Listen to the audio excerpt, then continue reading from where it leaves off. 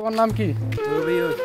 আচ্ছা, তুমি সৌদিতে কতদিন ধরে আছো? সৌদিতে গেছি 3 মাস হয়ে গেছে। 3 মাস? হ্যাঁ। আচ্ছা, তোমার বয়স কত ভাই? আমার বয়স 19। 19 বছর? তুমি এত অল্প বয়সে সৌদিতে আসার কারণ কি ভাই? কারণ অনেক কারণে আছে, বুঝো না।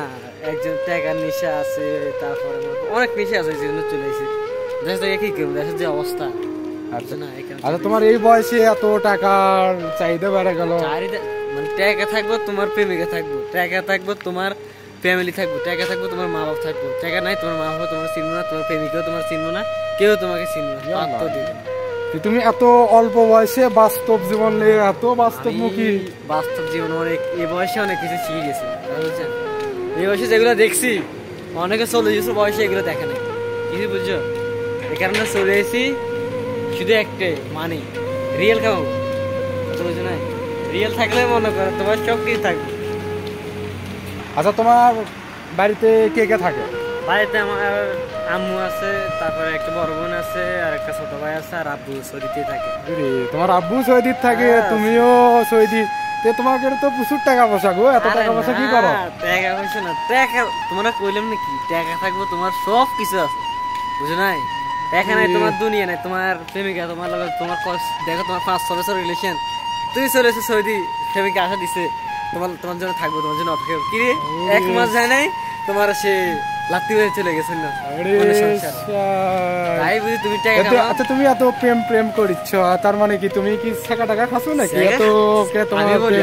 আমি টাকা খাই না, আমি টাকা যাদের সাথে থাকছি তারাই মনে করো সব টাকা খাই পুরো ইয়ে গেছে, তাদের টাকা দেখি আমি মনে করো পাগল হয়ে গেছি, বুঝো নাই।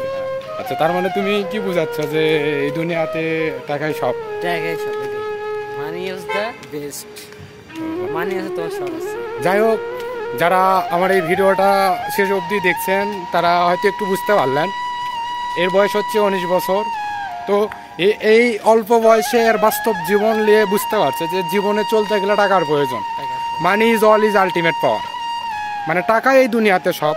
আসলে টাকা ছাড়া কেউ কারো মূল্যায়ন বোঝে না। আর এই 19 বছর বয়স, এই বয়সে মানুষ অনেকেই দৌড়ঝাঁপ করে, খেলাধুলা করে। আর এই দেশ ছাড়ছে, বাপ মা ছাড়ছে, সব কিছুর মায়া বিসর্জন দেওয়ার পরেও সে শুধু টাকার পিছে দৌড়াচ্ছে।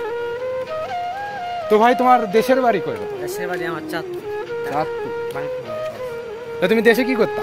দেশে তো মনে করো খেলাধুলা সবকিছু, তুমি এগুলো পাও খেলা। মনে করুন যে সময়টা কাটাইছে, আর 2 বছর আগে আসলে তো আরো ভালো।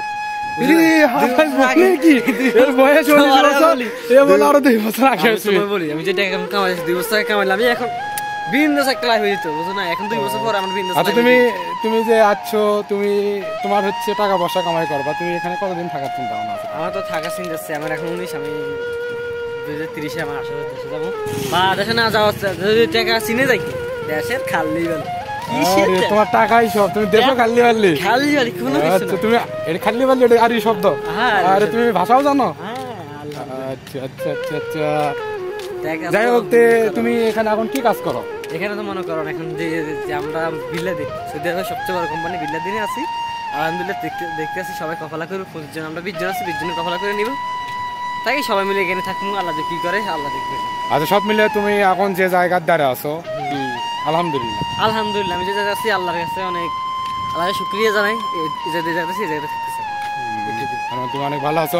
আমি দোয়া করি আল্লাহ তোমার সাথে সবাইকে মিলেমিশে রাখুক, তোমার মনের নেক আশা আকাঙ্ক্ষা পূরণ করুক। তো ভাই, কি বিয়ে শাদী করছো নাকি? না, তোমার এখনো কি বললাম, আমি বললাম না বিয়ে হবে না, বিয়ে খালি বললি শুধু টাকা। মানি ইজ আলটিমেট পাওয়ার। তোমার তুমি যে মানি কামাও 10 বছর 20 বছর যা কর, বিদেশ করো, টাকা কামাও, দেশে যাও, ব্যবসা লাগাও, হ্যাঁ, বিল্ডিং এর মাথা বিল্ডিং খাও। মনে করে একটা বিল্ডিং একটা দিক করবে, বিল্ডিং তোমার 4-5টা তোমার হইতে, তোমার নাম প্রতি, তোমার এলাকায় তোমার নাম দরকার নাই, তুমি প্রত্যেক এলাকায় তোমার নাম করবে, এই তোমার ছেলে, এই তোমার এরকম। টাকা কামাও, মনে করো মানে টাকাই সব, টাকাই সব। 40 বছর বয়সে 40 বছর বয়সে বিয়ে করবো, 18 বছরে মেয়ে খাইবে, মানে টাকার জোরে। যাই হোক, তুমি ভালো থাকো, তোমার মনের নেক আশা আকাঙ্ক্ষা আল্লাহ পূরণ করুক, এই আশাবাদ ব্যক্ত করি। আজকের মতো তোমার কাছ থেকে বিদায় নিচ্ছি। তো ভাই, ভালো থাকো। আলহামদুলিল্লাহ।